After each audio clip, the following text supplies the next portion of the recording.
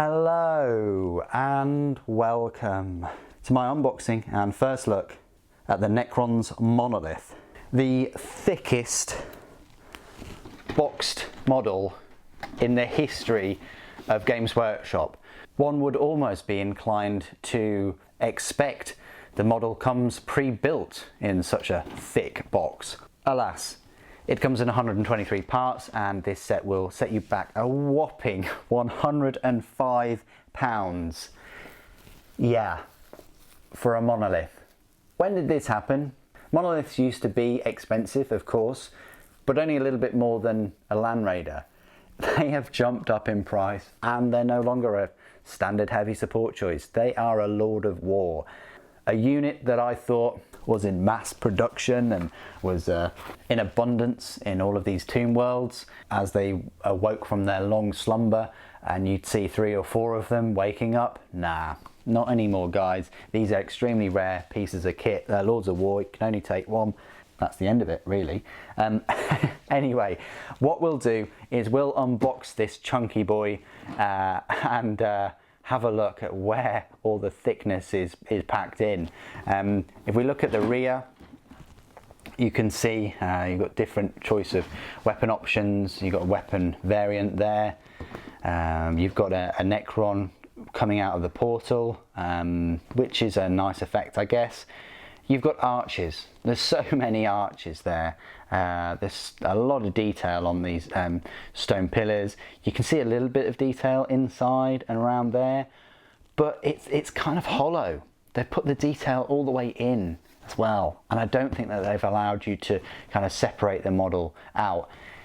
I'm not sure whether you need to either. You've got this spider, Canoptech spider thing, just chilling at the back, looking at this lovely golf ball.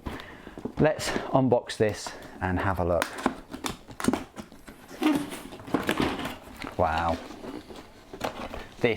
Now this is a separate drawer, isn't it? Look at that. Yeah, it needed to be this thick. It's jam-packed there. What a box though. I mean, I'm not sure whether you need to get a mortgage for this size piece of kit once you finish with it. Anyway, wow. Okay, they are thick sprues. So there's 2 there, which are exactly the same sprue. And then you've got these 2, which are exactly the same sprue. And then you've got a couple of other, so this is why it's expensive. All right, this is why you get a dinner plate. I think this base is the same size as Archaon, definitely the same size as Teclis. They're both got the same size base, bigger than the giant base. Massive dinner plate. You also get this transfer sheet, just says Necron transfer sheet. Very new, 2011. They want their transfer sheets back. It's almost a decade old transfer sheet. It's been in slumber almost as long as the Necrons themselves. Let's have a look at these twin sprues first of all. So there's a fair amount of detail. You've got half of the golf ball thing there. Good luck getting all the different angles on that. I'm not even sure how they managed to do that. Hopefully they'll do a guide. I like the stonework, how it's crumbling, but the only downside for that is if you're going to get a second one, it's going to look exactly the same. I guess without the optional warrior merging through the portal.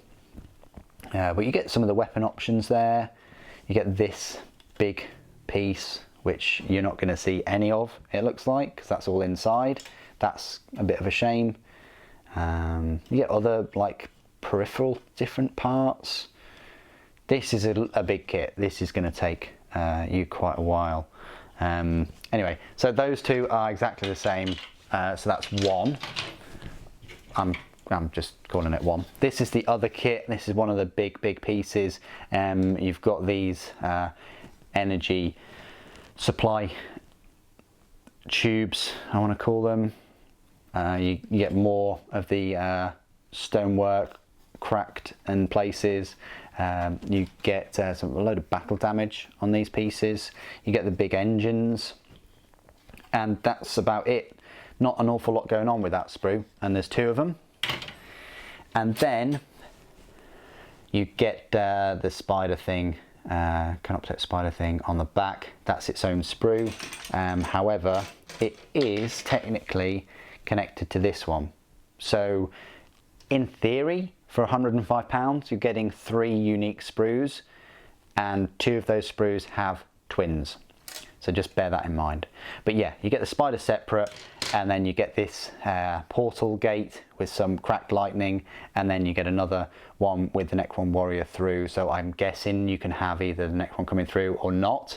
So that gives you some options if you get a second one to not have the Necron coming through, if you wish. And then you get this thing as well, which I think you can see that's behind this. I think that's where the spider sort of slots onto on the back of it. So yeah, that's it. Not an awful lot going on. Not as much as I thought there would be. I think there's a lot of detail inside this model though, as well as outside, and that's where the sort of price comes from.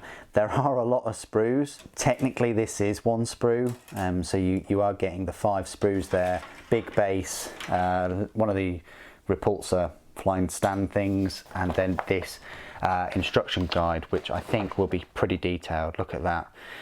We'll be building the Void Dragon later today, and if we've got some time, which we will, I'll start building the Monolith, and we'll see how far we can get with it. But yeah, that's where it's going to take the longest amount of time, putting all these little legs and the claws on the spider. Mounting it on the big pieces doesn't look too difficult. You may want to do sub-assembly here and not glue the spider on first, because it's going to be an absolute pain to paint the spider through the golf ball. I'll address that in the build. I might have a sub-assembly for that. Then you've got the sides of this monolith itself. As you can see, look, the cables go into this rock piece, which is partially obscured by the inside. Again, it's going to be tricky to paint that and get your brush in there, because it's partially obscured, look. And then those 2 pieces just slot together over this central tower, and yeah, choose the variant. So this is kind of the second option that you've got, the option to choose the different portal, open or close. I'd still say that's open, and the actual point defense weapons too, and then that just slots onto the base. But as you can see, look, already there's detail and things hidden behind this gate. So, and then there's the detail of the tower itself. So whichever portal you go for, you're gonna be in a predicament to paint that energy portal supply thing through the portal. So there's that part that you're going to have to think about. There's these edges around there. There's, I suppose, maybe the weapon itself. There's the golf ball. There's the arches in between the arches, and then there's the spider. There's lots of parts on this model that are going to be tricky to paint if you build it all in one. I'm going to get my white tack out and see how far I can get with the sub-assembly before it just falls apart. Anyway, that is the Necrons Monolith. Very expensive model. I think too expensive. I mean, it's a fantastic looking model, don't get me wrong, but I don't think we needed that much with the Monolith. Maybe price it at 70 or at a push £80 and have it as heavy support. I think that would have been a bit more manageable, but to push the £100 boundary again, Games Workshop have done this a lot recently with the specifically Techless, with the Giants, almost with the Silent King. I know that's not over 100, and now with the Monolith. But what do you guys think? Please do put your thoughts and opinions down below. It'd be great to hear from you. Thank you ever so much for joining me today. Thank you for watching. The flesh is weak.